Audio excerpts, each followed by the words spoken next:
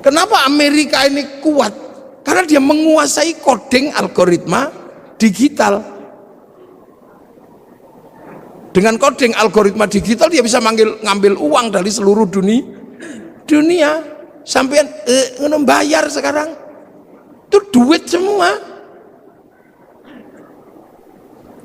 Bayar. Makanya dilawan sama Cina pakai codingnya Cina. Sehingga Cina berani ngelawan Amazon pakai Alibaba. Itu pertarungan pertamanya mana? Di codingnya, bukan di Amazon sama Alibaba. Kalau Amazon sama Alibaba itu sistemnya, di dalamnya ada namanya algoritma dan coding. Kalau coding dan algoritmanya tidak dikuasai, nggak bisa ngelawan.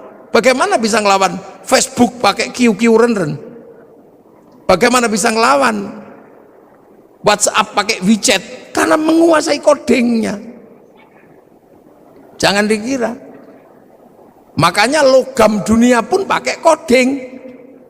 Sampai kalau pernah belajar kimia itu kan codingnya ada.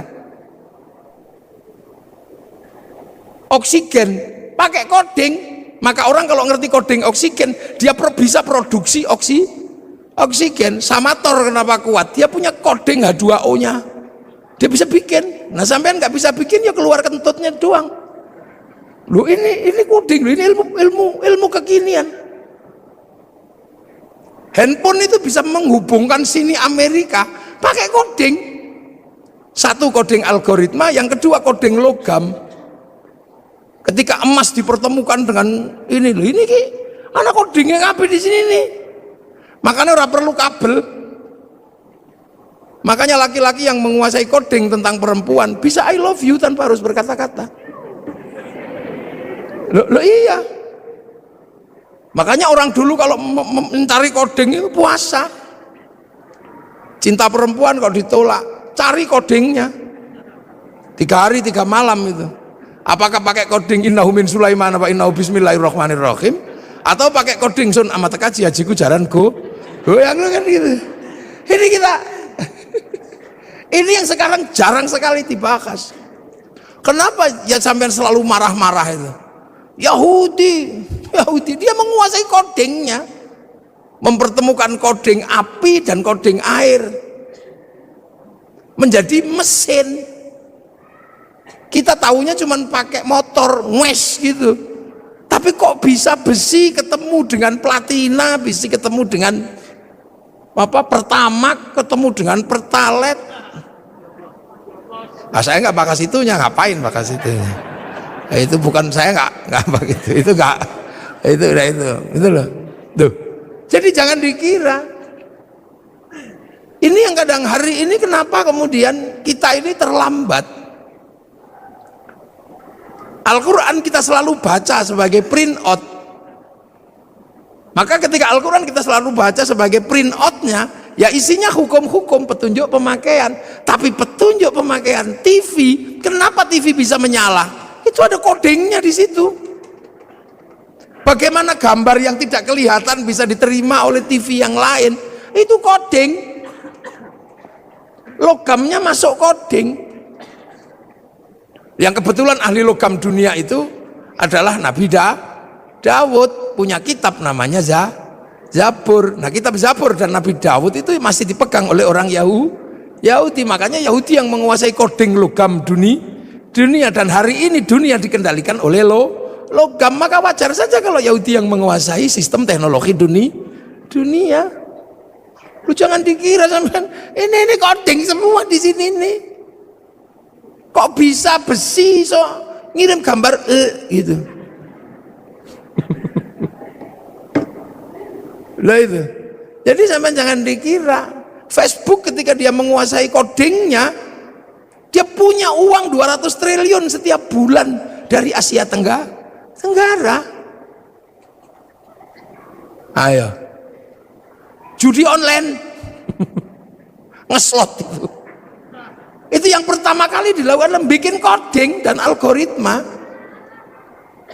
Bukan bagaimana cara ngambil uang secara manual, pakai coding. Makanya ketika sampean mau dapat uang dari bank, ya pakai coding. passwordnya harus pas. Pakai coding orang ya duitnya nggak keluar, walaupun ATM-nya diproduksi sama oleh bank yang sama. Lah ini. Jadi kita ini sebenarnya ada satu titik ini. Manusia ini, kalau dokter menyelesaikan manusia, itu pakai coding semua. Darah itu kodenya apa? Bukan kok kemudian DARAH, enggak. Seluruh partikel dalam tubuh manusia itu pakai angka, pakai coding. Dengan gitu. Jadi kalau misalnya contoh Pak Hardo ini jadi bupati, proses jadi bupati dan bupati itu berbeda. Karena begitu jadi bupati, Pak Hardo dan Pak Wakil ini ketemunya bukan dengan bupati lagi, tapi ketemunya Sleman dalam angka. Ketemunya coding-coding semua itu. Tentara yang bagian nembak itu apa itu namanya? Apa? Tentara yang bagian kavaleri? Bukan. Armet itu. Armet itu nggak ada di situ, tembak itu nggak ada. Itu pakai kode-kode semua, angka semua. Jadi jangan dikira. Nah inilah sebenarnya dari awal itu kita sudah cukup maju sebenarnya diajarkan bahwa Al-Quran ini adalah downloadan. Nah manusia ini juga produk dari sana, sama-sama dari pusat yang sama. Makanya manusia ketika turun ke sini dikasih paketan kan, ada paketannya itu. Karena dari pusat data yang di sana kasih paketan, rezekinya sekian, istrinya ini, nyawanya sekian gitu. Kalau paketannya habis ya kick, udah selesai.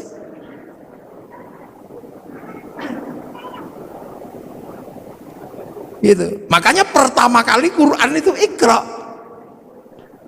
Bismi Rabbika, memperkenalkan sesuatu yang ada di luar manusia sebagai pemilik semesta. Jadi pemilik semesta, Ismu Rabbika, kamu baca atas nama Tuhanmu. Tuhan siapa? Belum. Ismu Rabbika itu siapa? Belum. Masih berbicara tentang Rob, bahwa ada penguasa semesta dan kamu ada di semesta itu. Alladzi kholaq, yang bikin kamu. Karena waktu itu manusia nggak ngerti. Taunya bahwa manusia itu ya hadir dengan sendirinya. Apalagi di Arab kan, yang waktu itu ya taunya yang bikin manusia itu ya lantaran patung. Tapi yang bikin ya tetap bapaknya kan gitu. Kalau nggak dibikin ya nggak keluar. Itu dia nggak ngerti bahwa ada semesta Tuhan, itu nggak ngerti. Makanya manusia pertama kali diajarkan, kamu harus tahu bahwa ada realitas universal, realitas mutlak, kalau di luar realitas parsial seperti kamu. Kamu ini realitas parsial, seperti realitas sapi, realitas ini. Tapi di balik itu semua ada yang mutlak. Nah itulah penguasa goib, pemilik goib itu. Yang kamu lihat karena kamu nggak kelihatan, atau yang kamu nanti akan lihat tapi hari ini belum kelihatan. Akhirat itu goib karena kamu belum nyampe sana, nanti kamu akan sampai. Sederhana itu aja, ya sudah, kamu bawa, ada yang bikin. Yang kebetulan Rasulullah di Mekah, karena orang Mekah waktu itu sudah nggak ngerti bahwa dunia dan seisinya itu ada pemiliknya. Karena Mekah itu lama ditinggal Nabi. Nabi terakhir di Mekah itu Nabi Ismail. Setelah Nabi Ismail pindah ke Filistin, orang Mekah nggak ngerti Nabi. Wis belas orang ngerti Nabi wong Mekah itu. Makanya disebut fatrah. Jadi nggak ngerti karena sudah lama ditinggal Nabi. Orang Sleman karena nggak pernah ditinggal kiai, ya tahu kiai. Makanya ketika kiai datang ya bupati aja nyambut. Karena Sleman tahu kiai, karena nggak pernah kosong semenjak Islam datang ke sini. Sleman ini selalu terjaga, sehingga selalu ada kiainya. Maka generasi kesekian pun masih tahu kiai, gitu. Masih tahu ulama. Di Irian yang tidak pernah diajarkan tentang kiai, jangan pernah membayangkan mereka kenal kiai. Makanya kalau kiai datang ke sana nggak usah minta disambut, orang sana nggak ngerti karena nggak pernah ada kiai. Sering saya contohkan, mungkin kalau saya di sini orang tahu kiai, saya di Irian dikira tim pemburu babi, ya nggak usah marah, ya nggak usah emosi. Makanya Rasulullah itu ketika harus berbicara tentang Rob itu penuh kesabaran di Mekah itu, karena orang Mekah nggak ngerti. Makanya Rasul nggak suka marah-marah, kamu hancurkan, enggak. Yang tahu Rasulullah itu Rasul itu di Mekah waktu itu cuman Allah, nggak ada yang ngerti. Beda kalau Rasul lahir di Filistin. Filistin itu secara teologi, secara sosiologi, secara antropologi masih ketunggon. Apa ketunggon itu? Masih ditungguin Nabi. Jadi orang tahu Nabi kalau di sana. Kalau di sana nggak ngerti. Kalau Nabi lahir di Palestina gitu, enteng. Aku Nabi. Oh ya, kamu Nabi kan? Nah, orang lain di Mekah ngaku Nabi. Makanya orang Mekah nggak ngerti Nabi. Makanya saksinya hanya Allah. Wa kafa billahi syahida. Hanya Allah saksinya. Sudah gitu pelajaran Tuhan itu repot bagi orang Arab waktu itu, sulit. Tuhan yang Tuhannya kelihatan, patung diajarkan kepada Allah yang tidak kelihatan. Robnya banyak, diajarkan Rob satu, Tuhan satu, susah. Kalau beribadah susah lagi, suruh wudhu. Wudhu itu susah bagi orang Arab karena pakai air. Air itu bukan budaya Arab, karena di Arab nggak ada air, diminum aja susah kok suruh wudhu, apalagi suruh jinabat, tambah susah lagi. Kalau seandainya budaya air itu di Indonesia gampang. Makanya kalau sesuai budaya Arab mestinya toharo itu hanya sampai di tayamum, di debu. Jadi Islam itu bukan Arab sentris, karena pelajaran dasarnya sangat berbeda dengan budaya Arab. Jadi Islam itu sangat berbeda yang diajarkan Rasul dengan budaya Arab. Orang Arab nggak ada air, diajari pakai air. Sudah tahu makanan itu susah, tiba-tiba disuruh sedekah, disuruh zakat. Orang Arab itu cari makan susah, harus berburu. Makanya orang Arab itu kalau berburu, saudaranya harus banyak. Kalau berdagang, kafilahnya harus banyak. Kafilah yang saudaranya nggak banyak, diajar sama kafilah yang mayoritas mate. Makanya orang Arab itu saudaranya harus banyak. Makanya tradisi orang Arab itu seneng ngitung saudara. Saudara bin ini, bin ini, bin ini. Untuk apa? Membangun komunitas. Karena sistem survive-nya orang Arab adalah komunal. Nek kekuatannya sedikit kalah sama suku, dikit kalah. Begitu berebut air gitu, saudaranya cuma 5, ditabrak yang saudaranya 20, hilang. Sementara cari air di tempat lain susah. Ada pohon satu tiba-tiba berteduh di situ enak itu, kedatangan suku yang lebih besar ditabrak habis. Makanya mereka harus punya suku yang besar. Makanya orang Arab itu punya tradisi ngitung saudara, ibin al. Lah orang Jawa ya nggak terlalu ngitung, dipecat sama saudaranya yang ini hidup di sebelah situ hidup. Makanya orang sini itu kampungnya banyak. Karena apa? Hidup dimanapun bisa. Di lereng Merapi ya hidup, di pojok minggir ya hidup. Di mana aja hidup orang Jawa itu. Hidup sendiri itu hidup. Berdua gitu sama istrinya. Hidup di mana? Hidup cari air nggak susah, cari makanan nggak susah. Di Arab nggak bisa.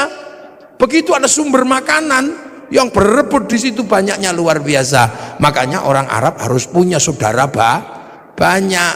Makanya sampai di sini pun kalau keturunan Arab selalu ibin gitu. Kalau di sini nyaman, Nggak boleh ngambil air di situ, bikin sumur di sebelahnya, ada sumbernya. Makanya di sini desanya banyak. Orang Arab kota, karena untuk menguasai resources butuh saudara yang banyak. Nah itu makanya ketika makanan aja susah, kok disuruh zakat? Repot bagi orang sana, apalagi suruh puasa. Sudah tahu panas kayak gitu, suruh puasa. Wah repot katanya, ajaran ini Tuhan ini merepotkan ini. Lu puasa itu bagi orang Arab ketika musim panas susahnya luar biasa. Orang sini puasa lari ke tepi sungai nyemplung beres, berteduh di bawah pohon pisang sambil sinsot enak. Makanya orang sini itu puasanya itu nggak khusyuk karena sumber makanannya banyak. Orang Arab kalau puasa khusyuk karena keluar rumah lihat padang pasir. Siapa pengen makan padang pasir? Makanya orang sini kamu daripada keluar rumah lihat jambu, lihat apa, daripada itu mending tidur. Makanya dalil yang paling terkenal di Indonesia itu naumuso imin ibadatun. Jadi tidur itu adalah bagian dari ibadah karena potensi nggak khusyuk ketika keluar rumah itu tinggi. Nah itulah makanya orang sini kalau bulan puasa lebih banyak tidur. Nah, akhirnya susah nyarinya karena tidur. Daripada susah-susah nyari dimerconi.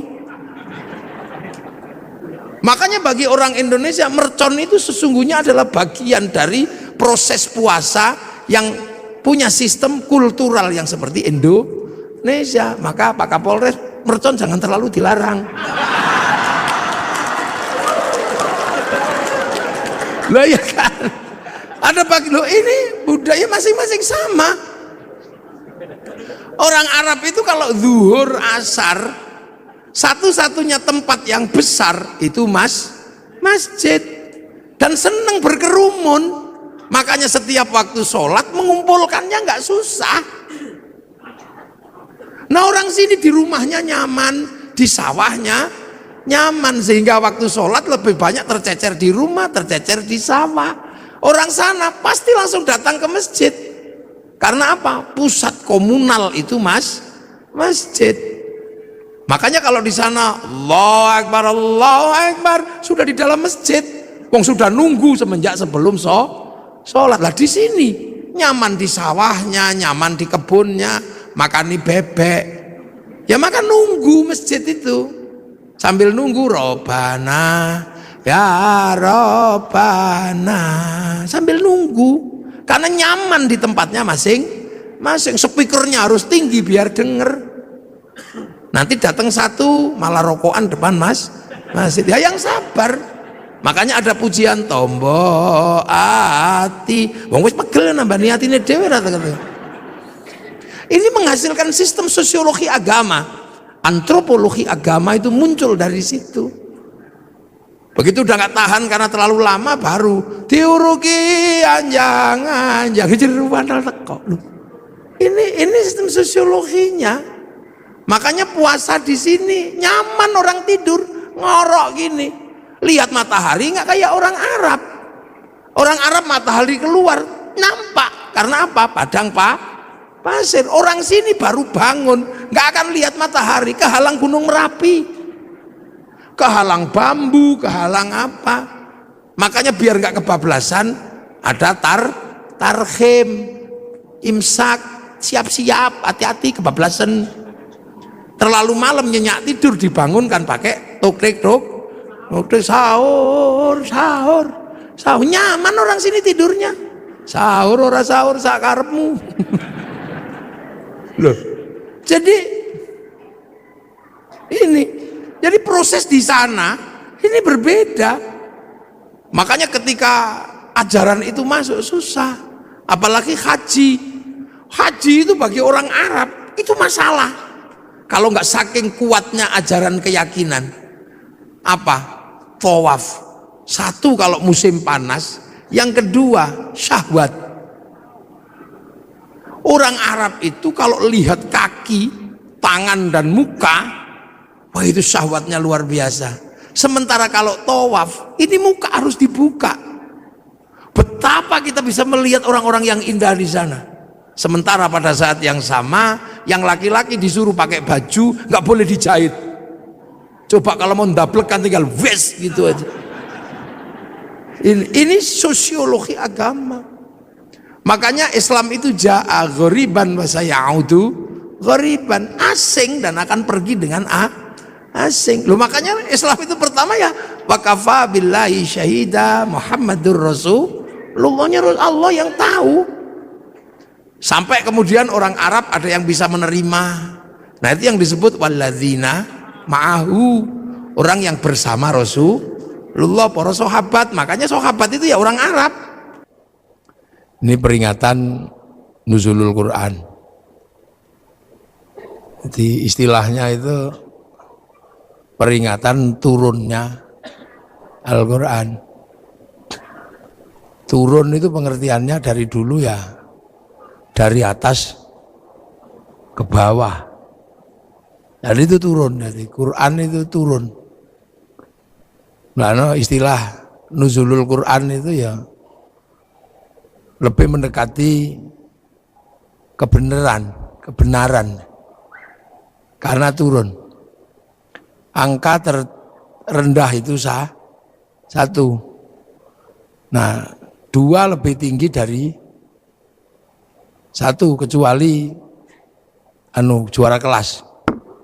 Kalau juara kelas 1 lebih tinggi dari 2. Tapi kalau tangga 2 lebih tinggi dari 1. Nah, Quran itu posisi awalnya itu memang tinggi. Karena posisi awal Al-Quran itu di langit ke-7. Jadi Al-Quran itu posisi pertamanya itu di langit ke-7. Terus turun ke langit 1 ini. Ini kan langit 1 ini. Bumi itu langit 1 di 1 planet. Langit 1 itu isinya Merkurius, Venus, Bumi, Mars, Jupiter, Saturnus, Uranus, Neptunus, Pluto. Nggak tahu ini sudah dianulir apa belum Pluto ini. Dianulir jadi Neptunus, cuman sampai Neptunus. Itu dalam ilmu tata surya ini disebut galaksi Bima Sakti. Yang diantara planet di galaksi ini ada namanya bumi. Nah, yang kita tempati ini bumi. Itu adanya cuma 1. Bumi itu cuma 1. Makanya Allah selalu menyebut bumi itu ardun. Tapi ardun itu ada ruang yang lebih gede. Namanya sama, langit. Nah, langit ini terdiri dari beberapa langit. Makanya jamaknya sama itu samawat, beberapa langit. Nah, Al-Quran ini bukan di langit ini aslinya, tapi di langit ke-7. Jadi posisinya di langit ke-7. Nah, langit ke-7 itu di mana? Ya nggak tahu saya. Langit ke-7 itu nggak tahu jauhnya kayak apa. Karena keluar dari langit 1 ini mesti keluar melalui black hole, lubang hitam. Nah, lubang hitam itu Stephen Hawking aja nggak bisa bikin rumus di situ. Orang yang paling jago bikin rumus itu nggak ngerti caranya bikin rumus menembus black hole ini, lubang hitam. Nah, Rasulullah itu pernah melewati itu, menembus black hole, masuk ke langit kedua, ke langit ketiga, ke langit keempat, ke langit kelima, 6, 7. Nah, itu posisinya di mana nggak tahu. Yang jelas bahwa Rasulullah itu sampai di Sidratil Muntaha, di langit ke-7. Nah, di langit ke-7 itu ada cloud, kalau anak sekarang bilang itu. Ada cloud, ada pusat data. Jadi dunia ini ada pusat datanya. Ada harddisk besar yang berisi tentang data-data, apapun blueprint dunia ini ada datanya. Nah, data itu dijaga betul biar gak diretas, biar gak dihack. Siapa yang punya potensi untuk meretas itu? Iblis. Makanya dijaga. Nah, karena itu sangat terjaga, cloud atau harddisk catatan-catatan dunia itu, maka itu disebut lauhil mahfud. Jadi lauh itu adalah, dulu orang Jawa dulu lauh itu sabak. Sabak itu alat tulis. Jadi tempat untuk menulis itu lauh. Mahfud yang terjaga. Nah itu catatan semua ada di situ. Yang sebelumnya orang-orang dulu sebelum Islam menyebut, kalau orang Yahudi Nasrani menyebut itu namanya Tabut Sulaiman. Orang Yunani menyebut kotak Pandora. Nah orang Jepang menyebutnya kantong Doraemon. Pusat data itu. Jadi ini kita berbicara tentang pusat data. Nah Quran itu dari situ. Bal huwa Qur'anum majid fi lauhim mahfud. Jadi Quran itu downloadan sebenarnya. Yang download Rasulullah melalui proses sampai 15 tahun di Gua Hira, itu proses download. Makanya Quran itu turun itu seperti PDF, ada passwordnya. Nah passwordnya ya alif lam mim, kaf ha ya ain shad, alif lam ra, itu password sebenarnya. Makanya itulah yang disebut algoritma Al-Quran. Kalau anak sekarang mungkin menyebutnya coding. Jadi alif lam mim itu coding itu sebenarnya. Maka rumus membacanya beda. Rumus membacanya bukan pakai alif ba ta, tapi pakai abjadun hawazun. Ada ilmunya. Nanti kapan-kapan saya datang ke Pondok Minggir, tak ajari cara baca codingnya itu. Kitabnya banyak, ada Al-Aufaq, kitabnya Imam Ghazali, yang oleh orang Indonesia disebut wafak atau rajah itu. Tiba-tiba ada huruf ain, ketemu mem, lam, terus tempelnya di pintu itu. Itu coding sebenarnya. Yang karena kita nggak bisa mencerna terus disebut bid'ah, disebut musyrik, karena kita nggak bisa mencerna. Karena itu coding. Makanya akhirnya kalau kita lihat huruf seperti itu di dalam Al-Quran, langsung kita sebut maknanya Allahu a'lamu bimuradi, hanya Allah yang tahu maksudnya. Itu sesungguhnya coding. Jadi Quran ini downloadan kalau dalam bahasa anak sekarang. Nah manusia itu juga berasal dari situ. Jadi sebelum sampean di sini itu juga diregister di situ duluan. Jadi manusia sebelum fanfukhur ruh, sebelum roh itu tiup ke dunia ini, manusia itu juga diregister di situ, dicatat dulu di situ, di lauh itu, ditanya alastu birabbikum, kamu lupa nggak kalau nanti kamu tak turunkan ke sana itu, ke bumi yang jauh itu, kamu lupa nggak kalau aku ini Tuhanmu? Sampean semua pernah jawab di hadapan Allah, qalu bala syahidna, ya Allah, saya saksi bahwa engkau Allah. Ya sudah, akhirnya manusia juga diturunkan ke sini. Nah ketika manusia diturunkan ke sini, terus tiba-tiba ya sama menjadi makhluk bumi. Makanya Quran itu disebut petunjuk. Petunjuk buat siapa? Buat manusia. Ibaratnya Al-Quran, ibaratnya pabrik itu mengeluarkan TV, maka di situ juga ada buku petunjuk pemakaian TV, buku petunjuk pemakaian handphone, buku petunjuk pemakaian ini. Makanya Quran itu disebut hudan, disebut petunjuk. Untuk siapa? Lil muttaqin. Gitu. Nah, muttaqin ini. Makanya muttaqin itu yang pertama kali adalah alladzina yu'minuna bil ghaib. Jadi jangan salah. Jadi karena ini sebuah sistem di mana sistem ini tidak semuanya bisa dibuka oleh manusia, maka Quran itu sebelum ini jadi petunjuk dikasih coding dulu, alif lam mim. Loh, makanya muttaqin itu adalah orang-orang yang meyakini bahwa ada yang gaib. Karena apa? Ya karena nggak kelihatan. Nah ini yang kadang terjadi perdebatan akhir-akhir ini, orang belajar coding disebut bid'ah, orang belajar coding disebut musyrik. Ini sekarang ini banyak, padahal Quran ini bukaan pertamanya ini coding, algoritma Al-Quran. Kalau ngerti algoritmanya ini dunia beres. Kenapa Cina itu begitu kuat? Karena dia mengerti algoritma digital domain nasional. Kenapa Amerika ini kuat? Karena dia menguasai coding algoritma digital. Dengan coding algoritma digital dia bisa ngambil uang dari seluruh dunia. Sampean bayar sekarang itu duit semua.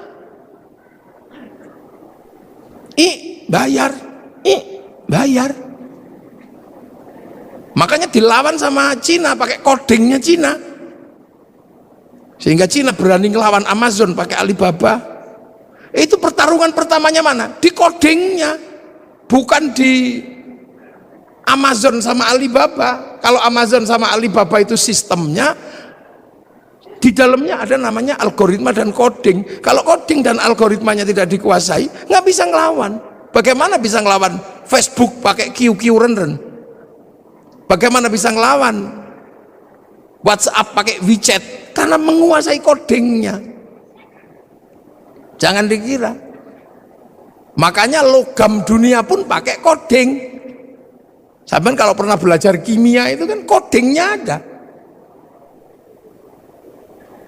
Oksigen pakai coding. Maka orang kalau ngerti coding oksigen, dia bisa produksi oksigen. Samator kenapa kuat? Dia punya coding H2O-nya. Dia bisa bikin. Nah sampean nggak bisa bikin, ya keluar kentutnya doang.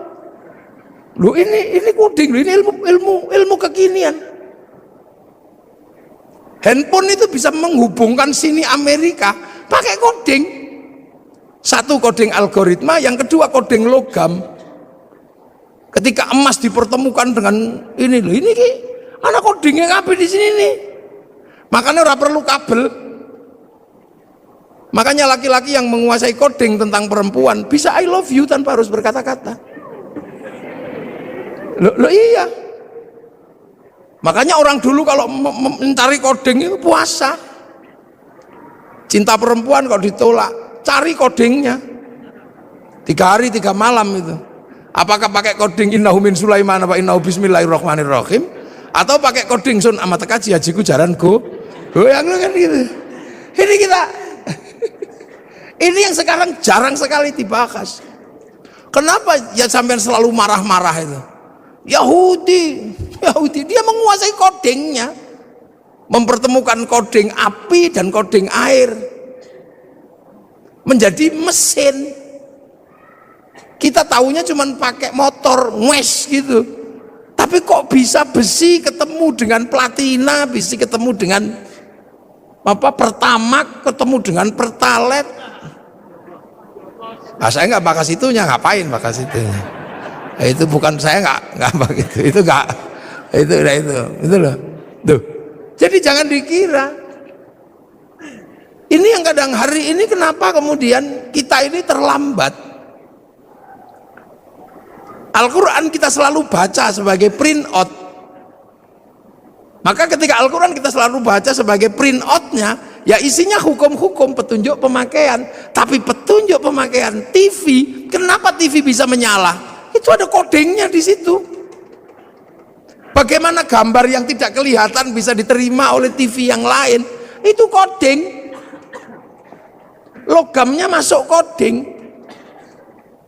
Yang kebetulan ahli logam dunia itu adalah Nabi Dawud, punya kitab namanya Zabur. Nah kitab Zabur dan Nabi Dawud itu masih dipegang oleh orang Yahudi. Makanya Yahudi yang menguasai coding logam dunia, dan hari ini dunia dikendalikan oleh logam. Maka wajar saja kalau Yahudi yang menguasai sistem teknologi dunia. Lu jangan dikira sampean ini coding semua di sini nih. Kok bisa besi so ngirim gambar gitu. Lah itu. Jadi sampai jangan dikira Facebook ketika dia menguasai codingnya, dia punya uang 200 triliun setiap bulan dari Asia Tenggara. Ayo. Judi online.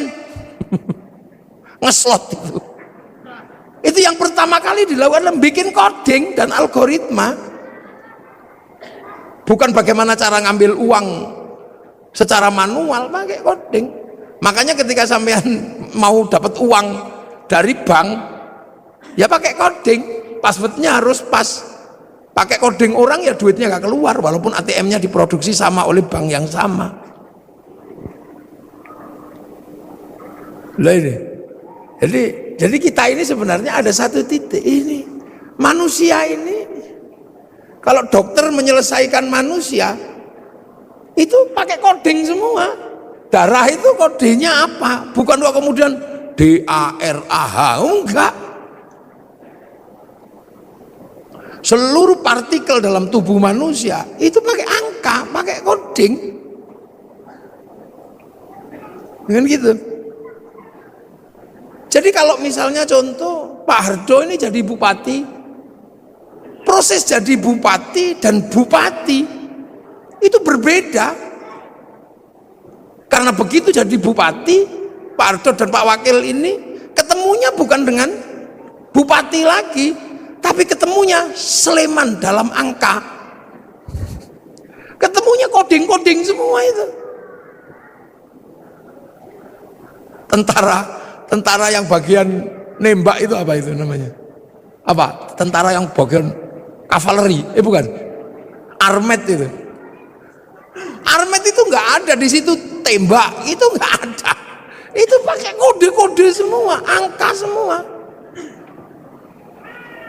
Jadi jangan dikira. Nah inilah sebenarnya dari awal itu kita sudah cukup maju sebenarnya diajarkan bahwa Al-Quran ini adalah downloadan.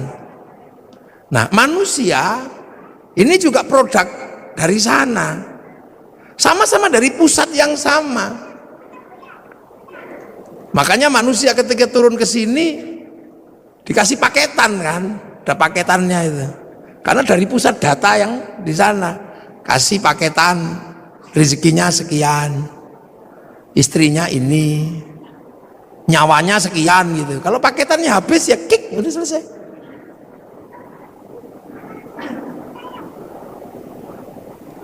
Gitu. Makanya pertama kali Quran itu Iqra, Bismi Rabbika, memperkenalkan sesuatu yang ada di luar manusia sebagai pemilik semesta. Jadi pemilik semesta, Ismu Rabbika, kamu baca atas nama Tuhanmu. Tuhan siapa? Belum. Ismu Rabbika itu siapa? Belum. Masih berbicara tentang Rob, bahwa ada penguasa semesta dan kamu ada di semesta itu. Alladzi kholaq, yang bikin kamu. Karena waktu itu manusia nggak ngerti. Taunya bahwa manusia itu ya hadir dengan sendirinya. Apalagi di Arab kan, yang waktu itu ya taunya yang bikin manusia itu ya lantaran patung. Tapi yang bikin ya tetap bapaknya kan gitu. Kalau nggak dibikin ya nggak keluar. Itu dia nggak ngerti bahwa ada semesta Tuhan, itu nggak ngerti. Makanya manusia pertama kali diajarkan, kamu harus tahu bahwa ada realitas universal, realitas mutlak, kalau di luar realitas parsial seperti kamu. Kamu ini realitas parsial, seperti realitas sapi, realitas ini. Tapi di balik itu semua ada yang mutlak. Nah itulah penguasa goib, pemilik goib itu. Yang kamu lihat karena kamu nggak kelihatan, atau yang kamu nanti akan lihat tapi hari ini belum kelihatan. Akhirat itu goib karena kamu belum nyampe sana, nanti kamu akan sampai. Sederhana itu aja, ya sudah, kamu bawa, ada yang bikin. Yang kebetulan Rasulullah di Mekah, Karena orang Mekah waktu itu sudah nggak ngerti bahwa dunia dan seisinya itu ada pemiliknya. Karena Mekah itu lama ditinggal Nabi. Nabi terakhir di Mekah itu Nabi Ismail.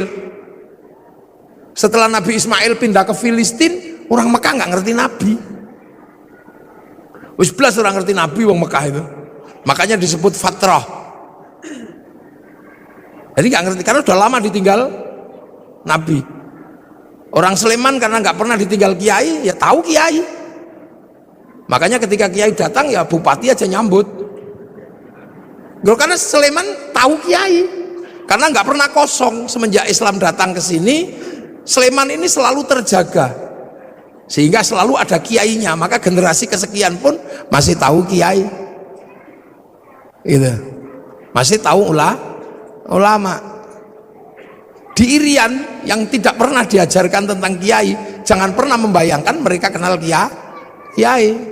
Makanya kalau kiai datang ke sana nggak usah minta disambut, orang sana nggak ngerti karena nggak pernah ada kiai. Sering saya contohkan, mungkin kalau saya di sini orang tahu kiai, saya di Irian dikira tim pemburu babi, ya nggak usah marah, ya nggak usah emosi. Makanya Rasulullah itu ketika harus berbicara tentang Rob itu penuh kesabaran di Mekah itu. Karena orang Mekah nggak ngerti. Makanya Rasul nggak suka marah-marah. Kamu hancurkan, enggak. Yang tahu Rasulullah itu Rasul itu di Mekah waktu itu cuman Allah. Nggak ada yang ngerti. Beda kalau Rasul lahir di Filistin. Filistin itu secara teologi, secara sosiologi, secara antropologi masih ketunggon. Apa ketunggon itu? Masih ditungguin Nabi. Jadi orang tahu Nabi kalau di sana. Kalau di sana nggak ngerti. Kalau Nabi lahir di Palestina gitu, enteng. Aku Nabi. Oh ya, kamu Nabi. Nah, orang lahir di Mekah ngaku Nabi. Makanya orang Mekah nggak ngerti Nabi. Makanya saksinya hanya Allah. Wa kafa billahi syahidah. Hanya Allah saksinya. Sudah gitu pelajaran Tuhan itu repot bagi orang Arab waktu itu, sulit. Tuhan yang Tuhannya kelihatan, patung diajarkan kepada Allah yang tidak kelihatan.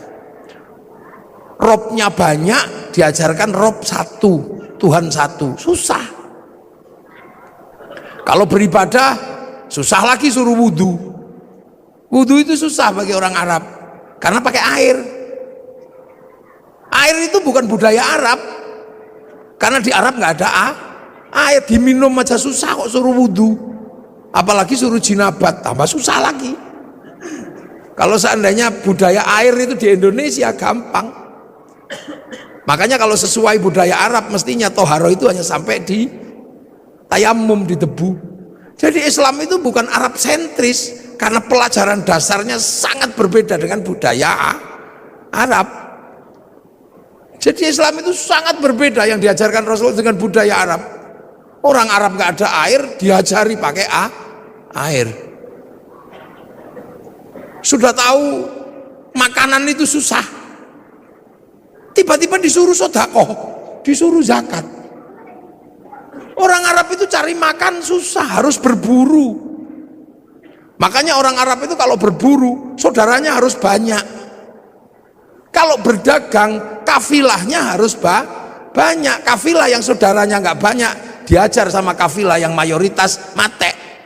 Makanya orang Arab itu saudaranya harus banyak.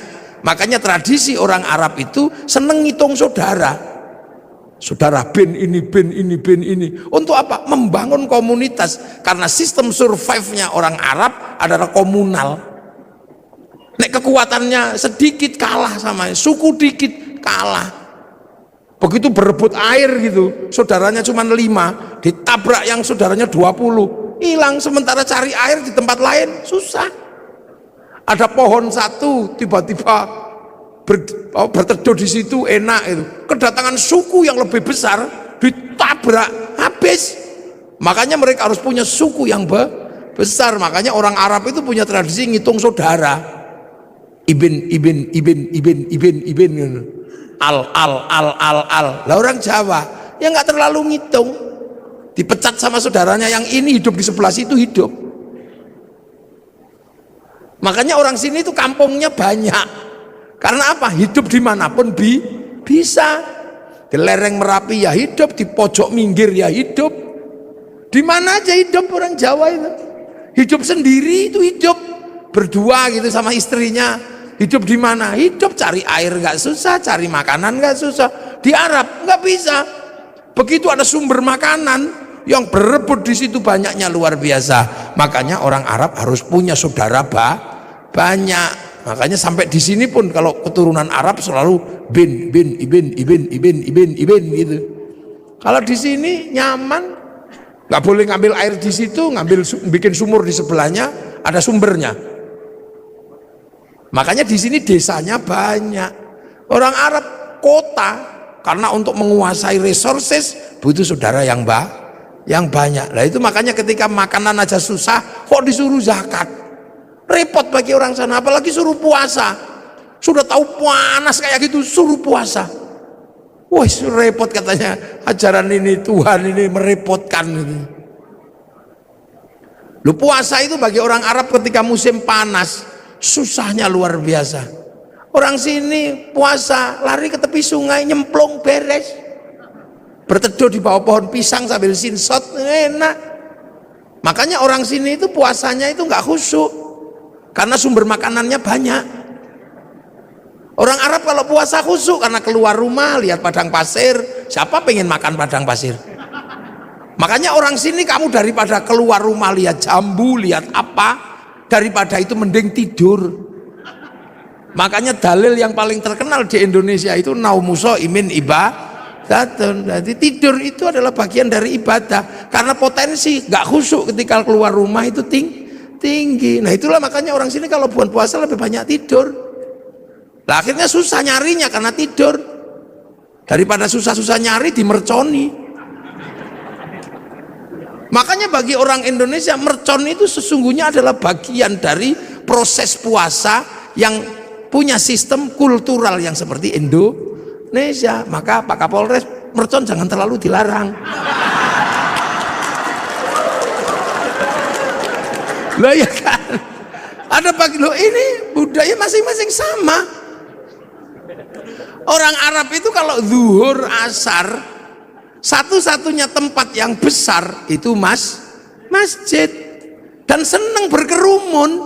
Makanya setiap waktu sholat mengumpulkannya nggak susah. Nah orang sini di rumahnya nyaman, di sawahnya nyaman, sehingga waktu sholat lebih banyak tercecer di rumah, tercecer di sawah. Orang sana pasti langsung datang ke masjid. Karena apa? Pusat komunal itu masjid. Makanya kalau di sana Allahu Akbar, sudah di dalam masjid. Wong sudah nunggu semenjak sebelum sholat. Lah di sini nyaman di sawahnya, nyaman di kebunnya, makan bebek. Ya makan nunggu masjid itu. Sambil nunggu Robana ya Robana, sambil nunggu karena nyaman di tempatnya masing-masing. Speakernya harus tinggi biar denger. Nanti datang satu malah rokokan depan masjid. Ya yang sabar. Makanya ada pujian tombo ati wong wis pegel nambani atine dhewe ra. Ini menghasilkan sistem sosiologi agama. Antropologi agama itu muncul dari situ. Begitu udah nggak tahan karena terlalu lama, baru diuruki anjang jeruan teko. Ini sistem sosiologinya. Makanya puasa di sini nyaman, orang tidur ngorok gini. Lihat matahari nggak kayak orang Arab. Orang Arab matahari keluar nampak karena apa? Padang pasir. Orang sini baru bangun nggak akan lihat matahari, kehalang gunung Merapi, kehalang bambu, kehalang apa. Makanya biar nggak kebablasan ada tarhim, imsak, siap-siap, hati-hati kebablasan. Terlalu malam nyenyak tidur dibangunkan pakai tokrik sahur, nyaman orang sini tidurnya. Sahur ora sahur sakarepmu. Loh, jadi proses di sana ini berbeda. Makanya ketika ajaran itu masuk susah, apalagi haji. Haji itu bagi orang Arab itu masalah. Kalau nggak saking kuatnya ajaran keyakinan. Apa? Tawaf. Satu kalau musim panas, yang kedua syahwat. Orang Arab itu kalau lihat kaki, tangan dan muka, wah itu syahwatnya luar biasa. Sementara kalau tawaf, ini muka harus dibuka. Betapa kita bisa melihat orang-orang yang indah di sana. Sementara pada saat yang sama, yang laki-laki disuruh pakai baju, nggak boleh dijahit. Coba kalau mau ndablekan tinggal wes gitu aja. Ini sosiologi agama. Makanya Islam itu ja'a ghoriban wa sayaudu ghoriban, asing dan akan pergi dengan asing. Loh makanya Islam itu pertama ya wa kafa billahi syahida Muhammadur Rasulullahnya Allah yang tahu. Sampai kemudian orang Arab ada yang bisa menerima. Nah itu yang disebut walladzina ma'ahu, orang yang bersama Rasulullah, para sahabat. Makanya sahabat itu ya orang Arab, karena Islam itu turun di Arab. Sahabat ya Abu Bakar, Umar, Utsman. Nggak ada sahabat namanya Joni gitu, atau Hardo, itu nggak ada. Ya nggak Danang, Edi, ya nggak ada. Wong itu baru terjadi proses di sana. Sampai akhirnya orang-orang yang mengikuti Rasul ini bentrok sama yang tidak mau. Makanya ada konsep asyidda'u alal kufar, marah sama yang kafir yang nolak. Sampai akhirnya rekonsiliasi. Yang kafir masuk Islam. Sudah, wong ora ngerti kok ya enggak apa-apa. Abu Sufyan, abu-abu yang lain itu Masya Allah. Islam dalam Al-Quran terdokumentasi ruhama ubainahum tarahum ruka'an sujada yabtaghuna fadlan minallah wa ridwanan simahum fi wujuhi min atharis sujud. Jadi tidak ada yang lain, hanya Allah. Sampai akhirnya Islam itu keluar dari jazirah Arab. Nah itu digambarkan dalam Al-Quran ayat terusannya, dzalika mathaluhum fit Taurat wa mathaluhum fil Injil kazar'in. Islam itu digambarkan di Taurat dan di Injil seperti tanaman lah. Makanya kemudian ada yang nanam. Yang rukun Islam tadi itu rukun Islam ditanam. Nah ada yang berangkat nanam ke Eropa, Tariq bin Ziyad. Ada yang berangkat nanam ke Cina, Sa'ad bin Abi Waqqas. Ada yang berangkat nanam ke Afrika, sahabat Salman, sahabat Bilal. Nah ketemulah dengan dunia yang berbeda, manusia yang berbeda, budaya yang berbeda.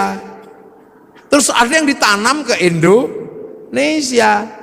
Lah makanya ketika ditanam ke sini, wong konsepnya kazar'in seperti tanaman, maka orang Jawa ketika menerima Islam, konsep yang dipakai adalah apa? Lir ilir tandure wusu milir. Jadi zar'in itu tanduran. Maka orang Jawa menyebut tandur. Jadi ojo dikira itu tembang ngarang, itu enggak. Kazar'in seperti tanaman. Mulane wong Jawa menyebutnya tandur. Lir ilir tandure wusu milir. Ojo krucak-krucik to, Kang. Ya. Jadi tandur. Nah, itu ditandur di semua tempat. Yang tadinya wudhu, di sini nggak ada masalah. Karena apa? Di sini banyak air. Itu sholat nggak ada masalah di sini.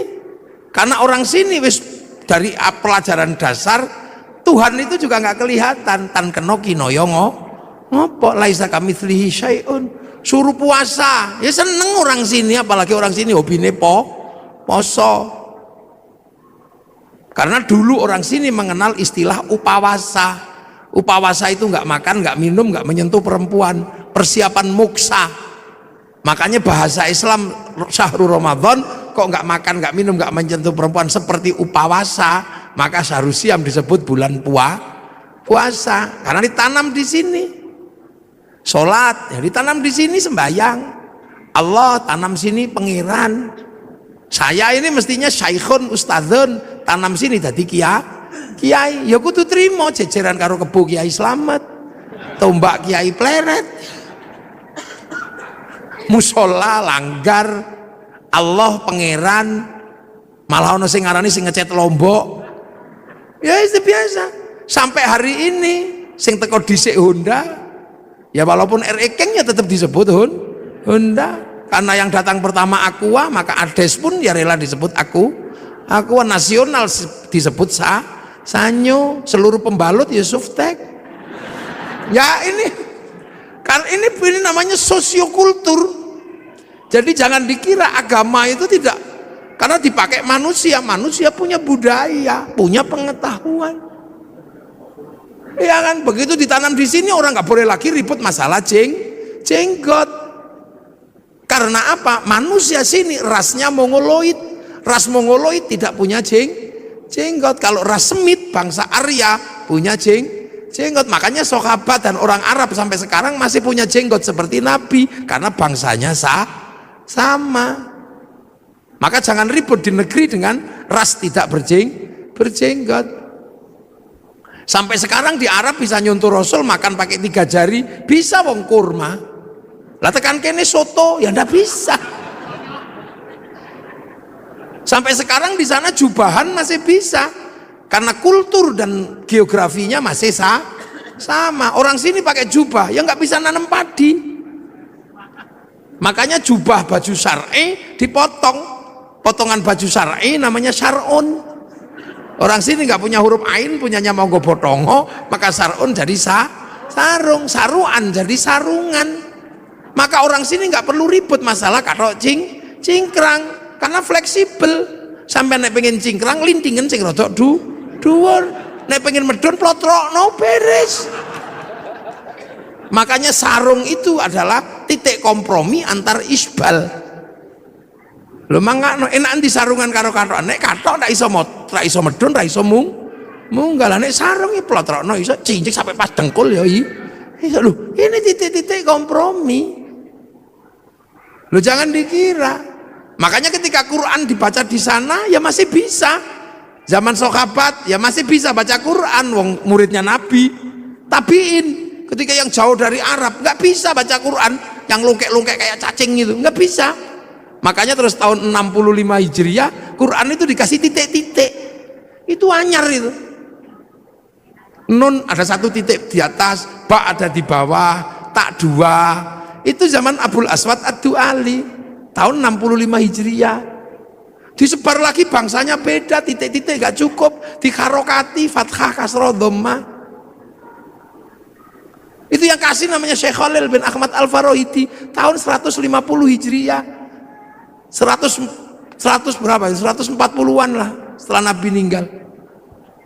Dibaca orang yang berbeda suku lagi, gak bisa, lidahnya beda. Orang Jawa alhamdulillah ya alkamdu, nggak punya hak, punyanya Hono Coroko. Robil alamin, robil ngalamin, wulu, mardiyah, marliyah, salam takzim, salam taklim. Itu ada wadduha, keluarnya wadduhai, itu mereka. Lekanui, ya ada. Sekarang ini kan bangsa Sundonan alladzina, alladzina. Lah ini kan harus ditemukan jalan keluarnya. Penelitian tahun 200-an Hijriah. Namanya Abu Ubay Qasim bin Salam, hasil penelitiannya dibukukan dalam ilmu At-Tajwid fi Qiraatil Quran. Loh, jadi ojo sampean bayang no, Islam itu di sana sampai ke sini nih butuh perjuangan, karena ketemu bangsa yang berbeda, ditanam di tempat yang berbeda. Prinsipnya cuma satu, tumbuh enggak tanaman ini. Akhraja syat'ahu fa'azarahu fastaghlaba fastawa ala suqi yu'jibu zurra' al-yaghidhu bimul kufar. Tanaman ini tumbuh enggak? Sampai kemudian ketika dibawa ke pasar, ini menjadi mendominasi apa enggak? Dominan atau tidak di pasar agama ini? Makanya pakai bahasa suk. Nah, hari ini ketika Islam ini ditanam di sini, tumbuh, berkembang, dan di pasar internasional kita paling banyak. Mau haji paling banyak orang Indonesia, berbicara sholat paling banyak orang Indonesia, orang hafal Quran orang Indonesia. Setiap kiroah juaranya dari Indonesia. Masjid paling banyak Indonesia. Jadi ketika berbicara konsep agama Islam dan pertumbuhannya, yang ditanam di Eropa macet, yang ditanam di Afrika ya segitu-gitu aja, yang ditanam di Cina juga nggak tumbuh, tapi yang ditanam di sini tumbuh subur menjadi dominasi pasar dunia. Loh kok gitu, ada yang mengatakan Islam terbaik ada di mana? Ya di sini. Ya di sini, makanya sampean kalau mau belajar identifikasi agamanya nggak usah jauh-jauh. Karena identifikasi agamanya jauh-jauh, akhirnya ribut di masalah simbolik, ributnya di jenggot.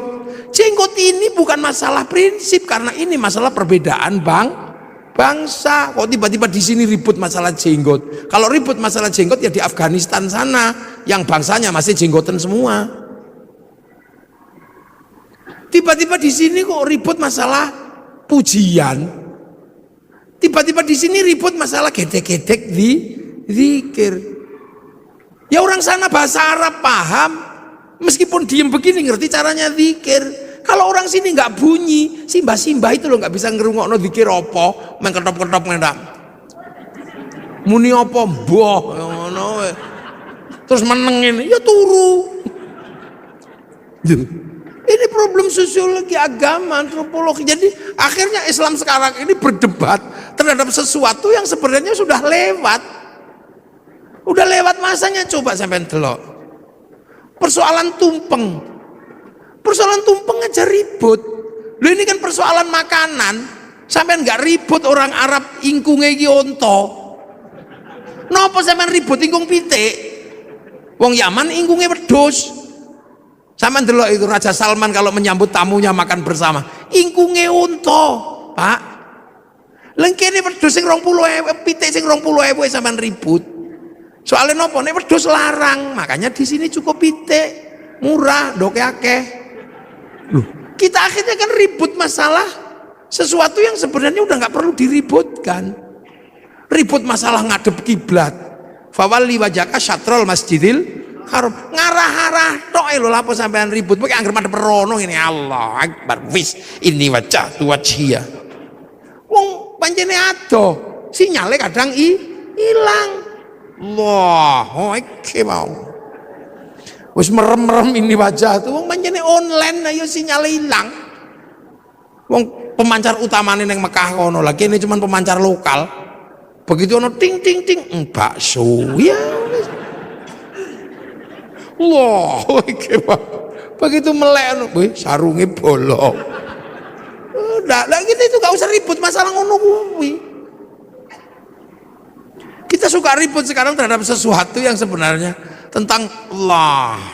Apa Allah? Ngene. Lah nek Kanjeng Nabi kalau di atas unta gini wong wis ketok teko nguri. Nek pengimamane agak rendah gini supaya ketok teko mburi. Ini kan problem-problem yang sudah terjelaskan. Jadi karena ditanam di sini ya pakai sini. Krungu Islam Nusantara. Wow, iki apa? Lu Islam fi Nusantara, Islam di Nusantara itu ya gini. Sampean tutup auratnya katok, lambi, peci, kono jubah, kono udeng. Man ngono tok. Imamah ya udah loh. Jadi kita ini terkadang ribut maka persoalan segi loro, ribut tumpeng, ribut ake, ribut hormat bendera, ribut apa? Yang sesungguhnya itu problemnya adalah problem bangsa yang berbeda, tapi rukun iman, rukun Islamnya tidak pernah berubah. Lah apa sama ribut kentongan karo beduk? Padang pasir, wow, akbar, Allahu akbar, krungu wong wadoh. Lah kene ra dikai beduk yo ora krungu. Saiki beduk pensiun gara-gara ono speaker. Karena lebih keras speaker itu. Besok speaker ya pensiun. Wong lunga ning masjid di WA. Pakai alarm. Ngerti. Wah, sampean lho. Rabi biyen salaman ngene. Saiki lewat video call ya iso. Zamannya berubah. Dhisik wong Jawa sing paling sakti iku sing nempiling semaput. Ini sakti. Saiki wong sakti kere. Nah, sak tempilingan 1 juta. Tanya Pak Kapolres sekarang, kalau tidak percaya praktek no. Maka ilmu itu juga otomatis hilang. Dhisik orang sakti itu ketika ngelirik wong wedok I love you, poso pitung dino pitung bengi. Saiki lho urung poso, kelewatan Avanza, wis I love you. Cinta tumbuh bersama Avanza. Jadi loh, ini problem-problem yang berubah. Sampeyan arep meksa ndelok TVRI flora dan fauna, pengen terus kucing Afrika. Ini sudah berubah. Saiki neng kene sampean buka apa ono. Ora perlu ngenteni sedina terus dinteni mertune Pak Harmoko, ngono ndak perlu. Nah, jadi bupati pun harus begitu. Kita ini bangsa. Makanya sekarang Sleman lagi masalah sepak bola itu. Lah ya, Pak Bupati harus tahu sepak bola ini rasa ngoyo. Sepak bola itu punya bangsa yang berbeda. Wong Eropa ini gede-gede dhuwur-dhuwur. Lapangane podo, aturane sama. Lah wong kene cilik-cilik lawan Eropa, ya ora bakal menang. Lha nggih. Akhirnya agar imbang naturalisasi. Loh, basket, ya nggak usah kita ngejar terlalu terhadap basket. Menang karo NBA, ya mokal. Wong kono 2 meter seperapat, nah kene 170. Kene mencolot nggak yo kena udel. Ya coba. Ya maka Sleman ini yang menggalakkan olahraga yang mungkin. Bentek, mungkin. Lu sekarang sepak bola itu kalau nggak naturalisasi, ya mesti kalah. Wong cilik peli ngono gini kalah.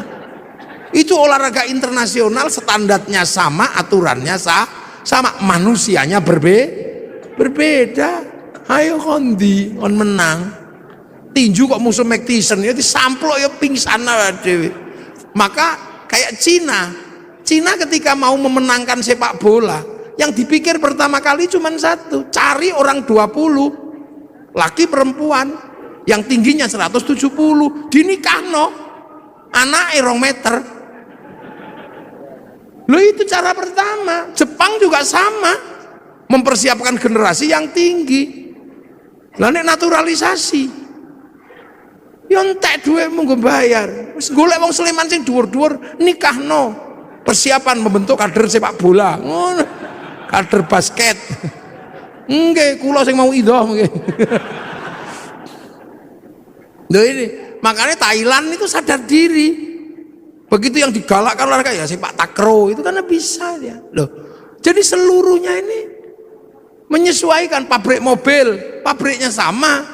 Ketika dikirim ke Eropa ya setirnya kiwo, kirim rene tengen. Loh, iya itu sudah lapor. Terus neng kene kono sepion, kene sepion. Sana sepion adalah untuk melihat belakang, sini sepion untuk takon. Sepi rayon, sepi. Jadi sampean jangan bayangkan. Rasulullah makannya ya kurma, maka zakatnya juga kurma. Sini makanannya padi, fitrahnya juga padi. Korban sana unta, sampai sekarang masih bisa korban unta. Di sini maksa korban unta, cekel polisi. Nyolong untane kebun binatang biro lo kono. Loh, ini jadi ini sebenarnya sudah.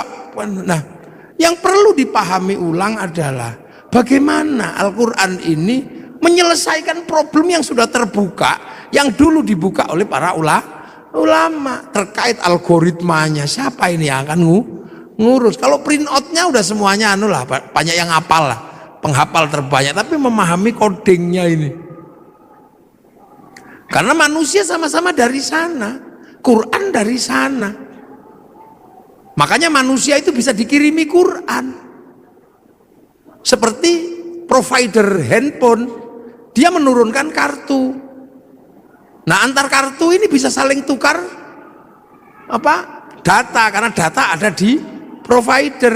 Makanya kartu ini kirim data sana bisa. Tergantung kita mau paketan apa. Yang penting punya wifi. Yang tidak punya wifi, ya cari wifi gratisan. .co.id. Sama, manusia ini juga bisa kirim Al-Quran, kirim Fatihah, kirim apa. Yang penting ketika kirim punya wifi. Kalau nggak punya wifi, cari wifi gratisan. Wifi-nya siapa? Wifi-nya Nabi, wifi-nya wali. Namanya tawassul. Nah, kenapa Nabi wali paketannya gede? Karena karena download. Nabi wali itu download qalu rabbuna Allah tsumma istaqamu tatanazzalu alaihimul malaika alla takhafu wala takzanu. 3 tahun ya Allah ya Allah ya Allah ya Allah. Ono sing 3 tahun Sunan Kalijogo. Syekh Abdul Qadir 25 tahun ya Allah ya Allah ya Allah. Download, maka wali-wali itu paketannya besar. Makanya bisa mengerti hati orang karena bisa meretas. Wali-wali mau macam-macam sampean dihack karo para wali wae sampean paketannya gede, wong download. Nah sampean kalau diajak download langsung tidur. Ya Allah ya Allah ya Allah ya Allah. Ya Allah ya. Alayo gringgingan. Loh, ini kita ngomongin Al-Qur'an. Makanya Al-Qur'an ini sesungguhnya adalah bukan sesuatu yang hanya semata-mata bisa dibaca dengan irama. Ada di balik situ ada codingnya. Sampean menguasai codingnya itu, beres urusan dunia. Sampean ra ndek dhuwit ngono, ngerti codingnya, sudah tulis aja, ditempel aja di pintu tol, tok gitu. Coding dhuwit ngono ning Al-Qur'an. Orang kaya lewat situ mesti inget sampean jenenge. Tak tulis coding, prek, muafik ngono yo elek wong iki. Mlane wong biyen ana angel di coding wis rampung. Ngono terus diarani klenik ngono yang itu yang salah.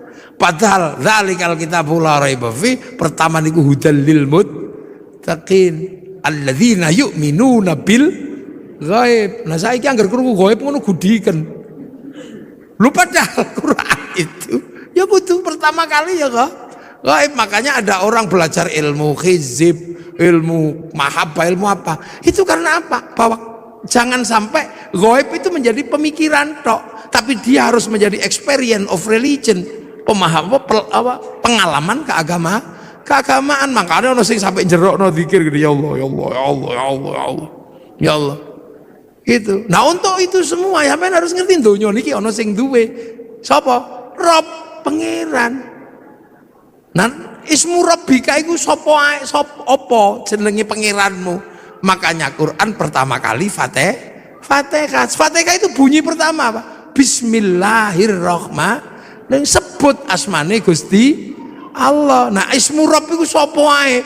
Ya 99 iku walillahil asmaul husna fad'uhu biha. Makanya ada orang yang seumur hidupnya cuma nyebut-nyebut tok. Ya Allah, ya Allah, ya Allah, ya Allah, ya Allah, ya Allah, ya Allah. Loh, perintah pertama sebut asma Allah. Sebut. Ndas wong ra iso muni diajari apa? Gedege, ya Allah, ya Allah, ya Allah, ya Allah. Tangan enggak bisa bunyi cekeli tasbih, bokong enggak bisa bunyi suruh duduk. Kaki enggak bisa bunyi suruh sila, supaya semua bisa menyebut asma Allah. Dok subhanallah, picak telek masya Allah, ngelunggui udut iya Allah.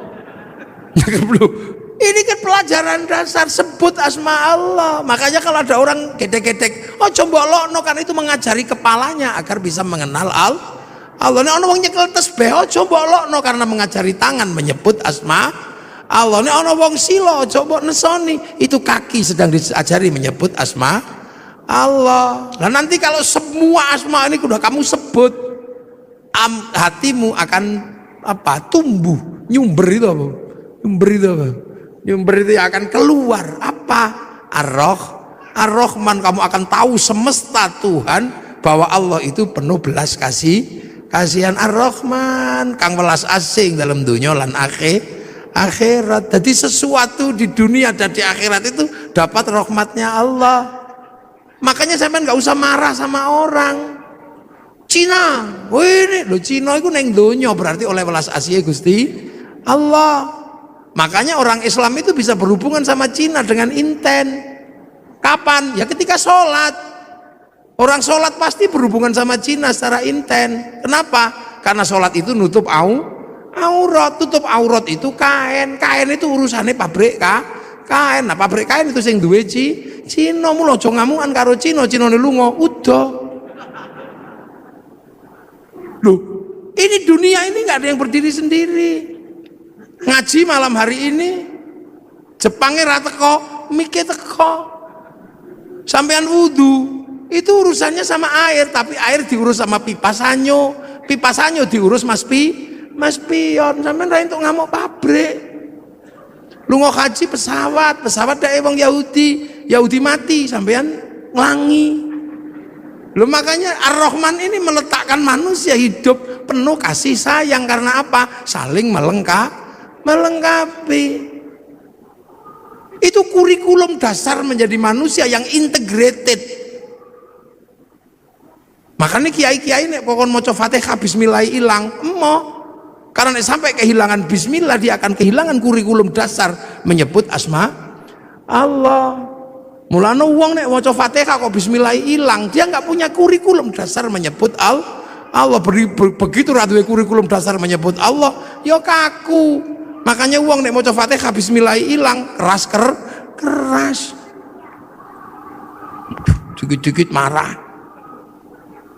Jadi, nah ini di sini ini sebenarnya adalah pembelajaran dasar. Nah, hal-hal seperti ini kadang tidak disampaikan. Karena apa? Ini butuh konsekuensi logis. Konsekuensinya apa? Harus ada laboratorium Al-Quran misalnya. Depak Sleman harus membuat laboratorium untuk belajar coding Al-Quran itu. Depak harus tanggung jawab. Kalau Depak tanggung jawab, ya bupati harus biayai. Kementerian Agama membiayai ini untuk apa? Mengkaji kitab-kitab klasik untuk membuka kembali algoritma dan coding Al-Quran. Kajian Al-Aufaq, Mamba Usulul Hikmah, Syamsul Ma'arif, ini kajian coding. Saya tahu seperti ini, kenapa coba? Belajar dari mana? Dari anak saya yang kecil. Angger dino Rebo belajar coding.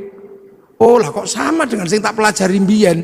Cuman ini coding digital, sing tak pelajari mbiyen coding Al-Quran. Dulu saya belajar tentang abjadun hawazun ini. Ono wedhus ngangel di kongkon manak, templeki empek ngono, rong dina meteng. Lha iku nek wong tau mondok ngerti. Wong ra manak-manak ngono dikai coding wetenge templeki pluk ngono. Oleh rong wulan ngono wis mandeg. Lha iku mbiyen makane kan ada raja-raja itu coding sebenarnya. Oh, begitu delok lho kok padha karo sing diajari anakku. Cilik belajar coding ini sama. Cuman itu coding ABCD, kita coding Arab. Lah itulah makanya Indonesia ini nyimpen data besar juga nggak bisa. Karena coding kita nggak punya, huruf kita menggunakan huruf ABCD. Cina bisa karena codingnya huruf dia. Makanya ketahanan digital kita nggak pernah bisa. Karena apa? Coding huruf kita menggunakan huruf ABCD, huruf Eropa. Coba disepakati coding kita huruf Jawa gitu misalnya. Terus pas betimbel gedes, kira-kira. Tapi untuk kebutuhan itu butuh laboratorium besar. Jadi Pak Sidik harus membahas itu nanti.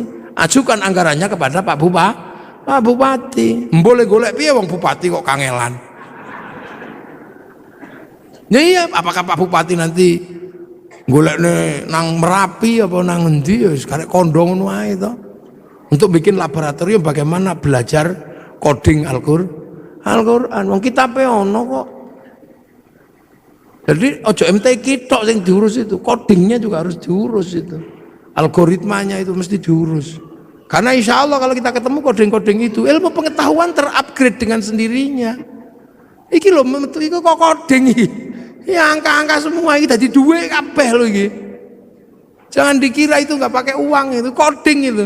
Jadi video, jadi apa? Itu coding Kang. Nah iki. Ya bahwa wujudnya itu ujungnya apa? Penguasaan dan dominasi. Nah kalau sudah penguasaan dan dominasi bisa intervensi, bisa menjadi sebuah agama yang kuat, bangsa yang kuat. Artinya apa? Bisa produksi. Nah bangsa itu kalau sudah bisa produksi, kekuatan bangsanya terjaga. Kenapa Jepang nyaman? Bisa produksi. Total handphone batine piro untuk menghidupi rakyatnya. Jadi urung sampai ngelola sumber daya alam, duit dari jualan iPhone cukup untuk menghidupi bangsanya. Jualan tank cukup untuk menghidupi bangsanya. Korea negara kecil itu loh, bisa menghidupi bangsanya dari dodolan lagu, jenenge BTS.